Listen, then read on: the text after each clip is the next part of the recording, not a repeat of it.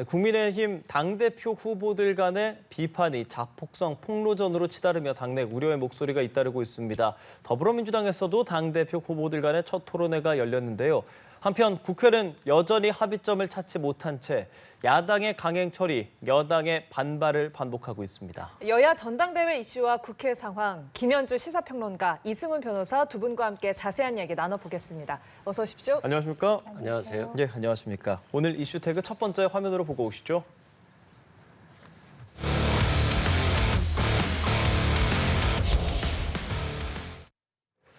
자, 연일 전당대회 이야기를 좀 하지 않을 수 없을 것 같습니다. 국민의힘에서는 토론회를 이제 거의 매일같이 진행을 하고 있기 때문에 거기서 나오는 말들, 특히 이번에는 어제 아침에 있었던 토론회에서 한동훈 후보가 나경원 후보의 패스트트랙 공소 취소를 부탁을 받았다는 식의 이야기를 했고 그로 인한 후폭풍이 계속 이어지는데 당내 반응이 좀 어떻습니까? 뭐 별로 썩 좋지는 않은 것 같습니다. 그래요? 의원들끼리의 그 텔레그램 방에서도 성토하는 분위기가 상당히 이어졌다고 하고 예. 그 인원들 중에는 소위 그 친한계로 분류되는 분들조차도 비판의 목소리를 얹었다고 하는 그런 예. 후문이 있습니다. 이 패스트트랙 관련 기소는 2019년에 있었던 공수처법, 공직선거법, 검수완박에 연관돼서 당시 그 자유한국당 의원들 24명 거기에다 이제 보좌진 등 총 27명이 기소가 된 일인데요. 이에 대해서 그러니까 공소 취소를 요청했다. 예. 나 후보가 과거에 그러니까 한 후보가 법무부 장관이던 시절에 이런 이야기를 폭로를 하게 됨으로써 이것이 이제 큰 문제를 불러온 것이 아닌가. 그래서 사실상 전당대회가 얼마 남지 않고 내일부터 투표가 시작되는 상황에서 그렇죠. 변수로 어느 정도나 작용을 하게 될지 이에 대해서는 다른 당대표 후보들도 공히 비판의 목소리를 지금 내고 있는데 사실 이거는 이제 나경원 후보가 사실 판사 출신이잖아요. 그러니까 그렇죠. 그런 법 체계나 모든 시스템에 대해서 잘 알고 계심에도 불구하고 아니 왜 법무부 장관 시절에 이재명 대표를 구속시키지 못했느냐라고 이제 반복해서 토론회마다 이제 물어보지 않았습니까? 그러니까 아무래도 한 후보 입장에서는 그것은 법무부 장관의 직무 권한 밖의 일이고 예. 사실상 판사가 자유 심증에 따라서 그 어떤 판결을 내리는 것인데 그 구속시키고 말고가 본인의 권한이 아니라는 점을 마음에 아마 담고 있었지 않나 싶어요. 그러다가 자신도 모르게 일종의 실언을 하게 된 것이 아닌가. 그래서 이제 그에 대해서 즉각 사과를 내놓기는 했습니다만 빈틈이 없어 보였던 한 후보가 본인의 실수를 인정하는 케이스가 되지 않았나 싶습니다. 예.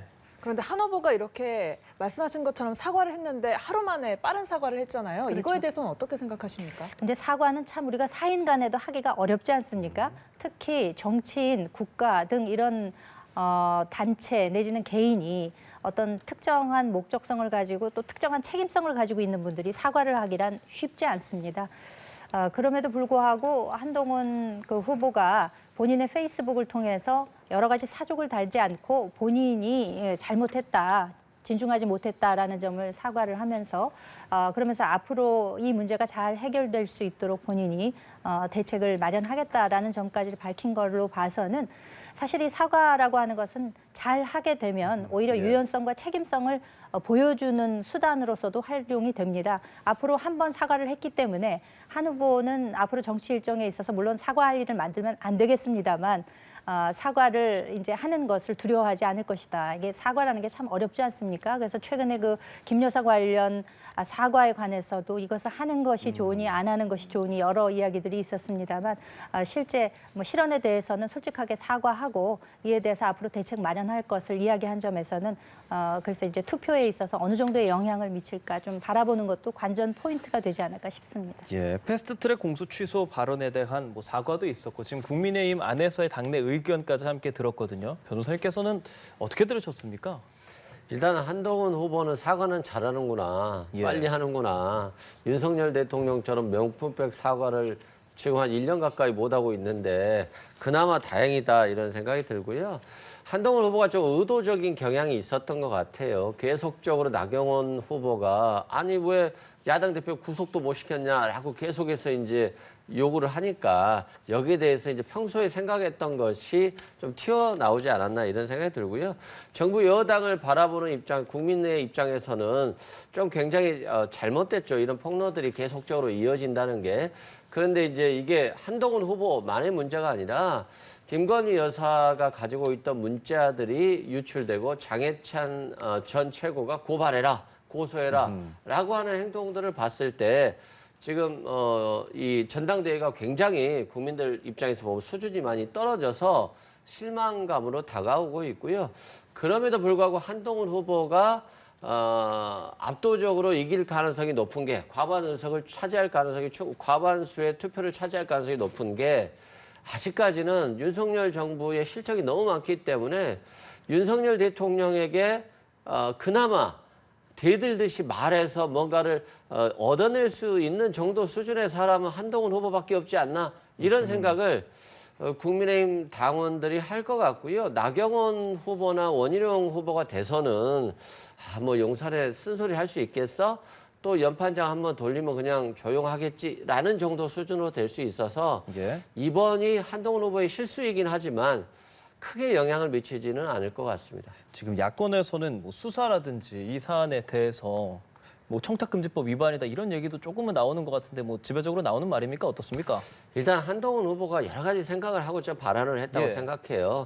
청탁금지법은 한 번을 청탁을 받으면 명확하게 거절을 해야 되고 두 번째 받으면 신고해야 돼요. 그래서 한 번 받았는데 내가 명확히 거절했다라고 했거든요. 그러니까 본인은 청탁금지법 위반이 아니에요.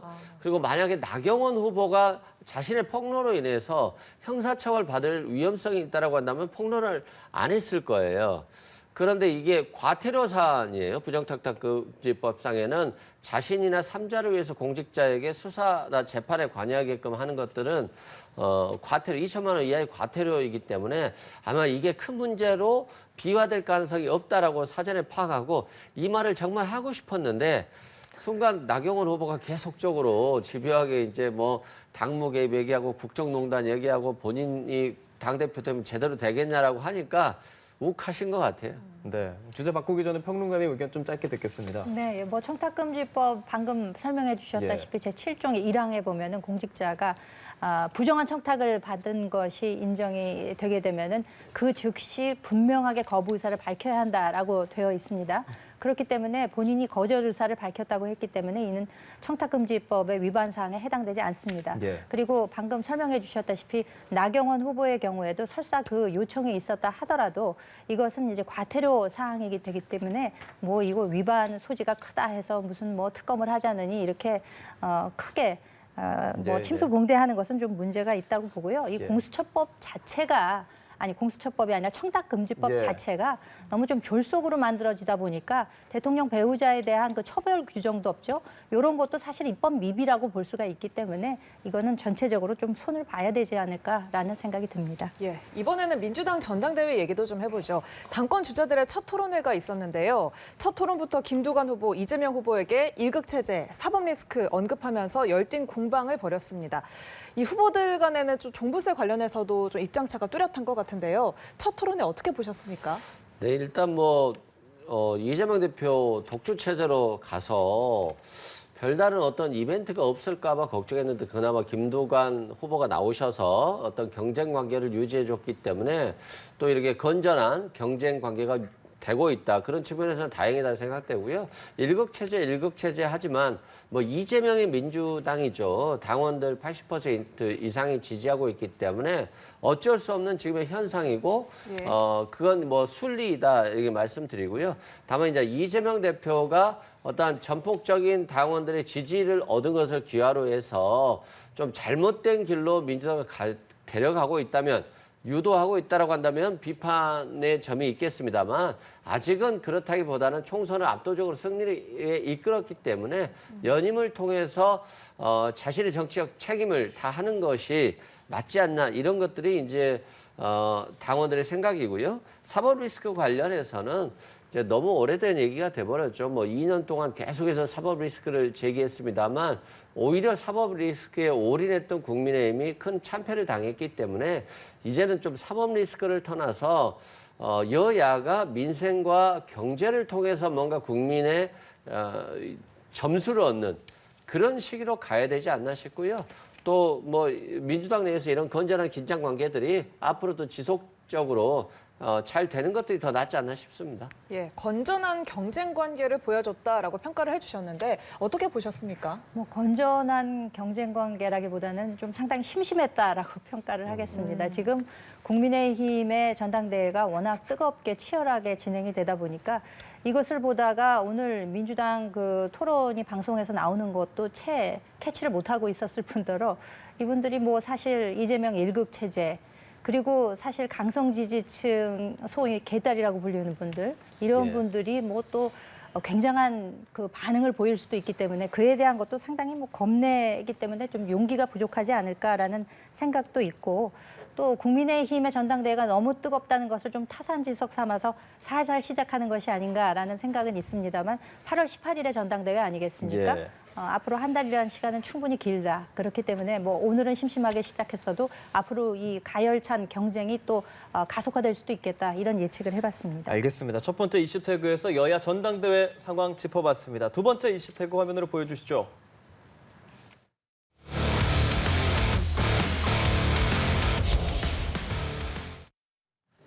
네, 이제 국회 상황을 좀 짚어보려고 합니다. 저희가 금요일 탄핵안 청문회라고 이야기했는데 이제 금요일이 내일이죠. 뭐 한 시간, 2시간밖에 남지 않았는데 법제사법위원회에서 윤석열 대통령 이제 그 탄핵소추안 올라온 거 청원 관련해서 지금 진행한다, 만다 이야기가 좀 있는데 아무래도 뭐 민주당은 증인에 많은 인원들도 넣었고 당장 내일인데 이거 좀 어떻게 진행되는 겁니까? 그러니까 좀 증인들이 많이 나와서 예. 최병 사건과 관련해서 외압이 있었는지 그리고 임성근 사단장이 어떤 잘못들을 했는지 그래서 이것들이 또 윤석열 대통령의 잘못으로 이어지는 것과 관련해서 탄핵 청문이 맞는 것인지 이런 것들에 대한 논의가 많이 돼야 되는데 이미 증인들이 많이 나오지 않겠다라고 선언을 해가지고 좀 아쉬운 부분이 있습니다. 그럼에도 불구하고 이 청문회라고 하는 것은 국민들께 보여주는 것이기 때문에 증인들은 성실하게 답변을 하고 국회의원들은 성실하게 또 질문을 통해서 진실에 한 발 더 다가섰으면 좋겠고요. 뭐 800-7070 전화번호가 오늘 또 뭐 누구냐라고 했었는데 이게 뭐 전 안보실장이라든가 또 뭐 주진우 법률비서관도 통화를 했다 이런 것들이 하나씩 나오고 있거든요. 결국에는 뭐 진실은 숨겨져 있기 힘들다 이런 생각이 들고요. 청문회라는 자체가 다소 국민들 입장에서 보면 탄핵 청문회도 해?라고 하는 의아한 생각을 가질 수도 있는데 이런 것들이 이제 국회법에서 국회가 법이 있음에도 불구하고 권한을 행사하지 않은 것들인데 국민들의 청원에 대해서 청문회를 통해서 소상하게 답변하고 국민의 목소리에 귀 기울인다는 측면에서는 좋은 정책적 대안으로서 다가가고 있다 이런 생각이 듭니다. 예, 바로 의견 좀 들어보겠습니다. 이미 여당에서는 이것이 이제 원천 무효라는 입장을 밝힌 바가 있죠. 우리 헌정사상 유례가 없는 탄핵 청원 청문회입니다. 그렇기 때문에 헌법재판소에 이미 권한쟁의 심판을 신청해 놓은 상태이고 예. 또 효력정지 가처분 신청도 해 놓은 상황입니다. 이 절차 자체가 위법하다는 입장인 거죠. 하자가 있다는 것입니다. 법사위원장이 임의대로 이것이 중요한 사안이다라고 개인적으로 판단을 했다는 것이고요. 그리고 이 의결이 전체 법사위를 거치지 않은 것은 입법기관이라고 하는 국회의원 한 명 한 명의 심의 표결권을 위배한 것이다라는 입장입니다. 그리고 여당 목사의 지금 간사가 법제사법위원회에서 선임되지 않았습니다. 의사 진행에 있어서 문제가 있다. 여러 가지 문제점들을 지적하면서 이것은 원천 무효다. 그렇기 때문에 이에 대한 출석 의무도 없다는 것이 여당의 입장입니다. 예. 해병대원 순직 1주기를 앞두고 여야가 모두 조속한 진상규명을 촉구하고 있는 건 맞습니다만 이 주장의 내용은 좀 다릅니다. 야당에서는 특검법의 재표결 강행 방침을 예고하고 있고요. 또 여당은 공수처의 신속한 수사 결과 발표를 촉구하고 있습니다. 여야가 이렇게 다른 주장을 펼치고 있는 건 어떻게 보고 계십니까? 실은 다른 주장일 수도 있고 같은 주장일 수도 있어요. 뭐 야당 입장에서도 신속한 수사가 됐으면 좋겠고 1년이라는 기간이 너무 길었다 이런 말씀 드리고요. 또 다만 이제 이 수사가 미진하면 어차피 특검법으로 가는 거니까요. 네. 그다음에 여당도 마찬가지로요. 여당은 수사가 빨리 종결되기를 바라죠. 다만 이 종결이 무혐의 처분이 나서 특검법으로 가고 싶지 않은 거겠죠. 그렇지만 결국에는 두 가지의 목적은 결국 진실 아니겠습니까? 진실을 은폐하는 것이 아니라 이 진실을 은폐하려고 하는 외압에 대해서 여러 가지 정황들이 나오기 때문에 국민들이 그걸 궁금해하고 있고 그래서 그 궁금해하는 것들을 공수처가 수사해서 해결해 주지 못한다라고 한다면 결국에는 특검으로 갈 수밖에 없고 한동훈 후보가 당대표가 되면 다 제3자 특검을 받겠다, 발의하겠다 했으니까요. 만약에 당대표가 결정됐을 경우에는 또 제3자 특검법에 대한 논의도 여야가 활발하게 진행될 것 같고요. 결국에는 이 시기의 추가 진상규명으로 가고 있다, 이렇게 말씀드립니다. 네, 같은 질문 드리겠습니다. 그렇죠. 진상규명이 가장 큰 목적임에도 불구하고 정부 여당에서는 일단 공수처가 진행하고 있는 수사의 결과를 보고 나서 그다음에 특검의 필요성 여부에 대해서 판단을 하자라는 것이고 지금 민주당에서는 22대 국회가 개원하자마자 표결로 강행 처리시킨 첫 번째 법안 아니겠습니까? 그렇기 때문에 진상규명에 진짜 목적이 있는 건지 이것이 윤석열 대통령을 겨냥한 것인지 조금 의구심이 있는 것은 사실입니다. 말씀하셨다시피 이제 새로 여당의 지도부가 구성되고 나면은 한 후보가 제안한 제3자가 지정하는 특검법안도 이거 하나의 대안이 될 수 있기 때문에 추후에 수사가 미진하다면 그때 가서 특검을 여야 합의로 처리하는 것이 옳겠다라는 판단을 하고 있습니다. 예. 오늘 행안위 상황에 대해서도 좀 이야기를 해볼게요. 민생위기 극복 특별조치법이 행안위를 통과했습니다. 이것은 참 민주당에서 좀 많이 이야기했었던 25만 원 지원에 대한 내용이고 하지만 이게 아무래도 지금 국민의힘에서는 굉장히 반대하고 오늘 또 이제 야당 단독으로 좀 처리가 된 부분이거든요. 사실 25일 날 본회의에 처리되더라도 국민의힘에서는 뭐 필리버스터 얘기도 좀 나오는 것 같은데 그렇습니다. 일단 어떤 입장인지 먼저 들어볼까요? 그러니까 지금 모든 것이 예.